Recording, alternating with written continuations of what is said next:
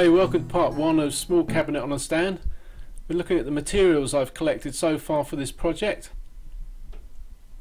I have some quarter sawn oak, which I'm going to use for the doors. Some Pippy Oak for the sides and the top. Rather plain piece of oak, which I'll use for the base of the cabinet. And I've got some thick, straight-grained oak that I'm going to use for the legs of the stand. The first part of the project we're going to make is the cabinet, and the first thing we're going to make there are the doors. You can make your doors out of solid wood, but for stability I'm going to make mine as veneered boards, and I'll just show you how they're made up.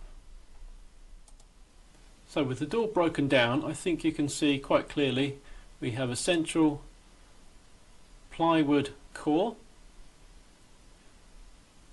which is attached using plywood splines to a wrapping of plainer oak,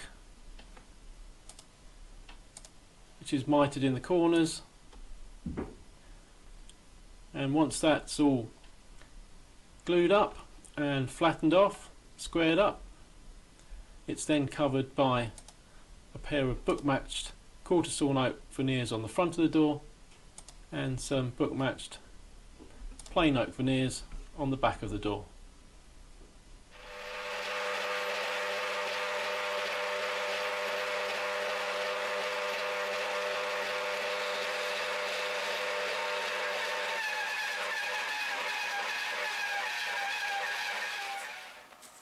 From the bandsaw, our veneers have come one smooth side that we planed before cutting, and then a bandsawn side. With the sawn veneers clamped suitably to the bench, we can now remove all the bandsaw marks.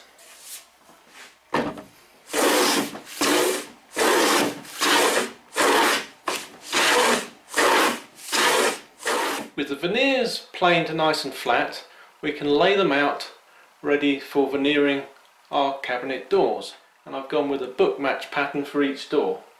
So I've got veneer 0 with the reverse side up against veneer 1, and the reverse side of veneer 2 against veneer 3. So I'll just mark the joints that need to be jointed.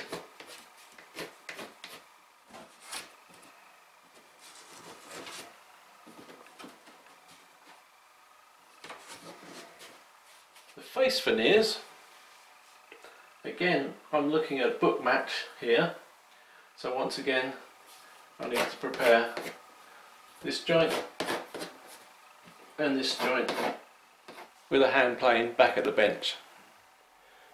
To joint the edges of the veneers, this is the joint I want in the middle of the two veneers. I fold them together, set the edges to be jointed just off the edge of a straight piece of MDF, place another piece on top, clamp to the workbench, and then shoot the edge with a hand plane. Because we've opened the edge out, now when we joint this edge, even if we're not exactly at 90 degrees, the angles that we're preparing on the edges will complement each other, so that when they're opened out again we'll get a nice flat veneer. I find it best to use a big plane. My number 8 works really well.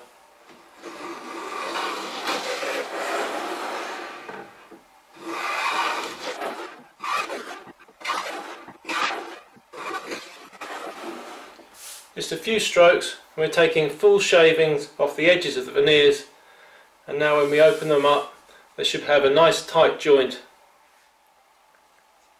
and hopefully you can see now that we do have a lovely tight joint.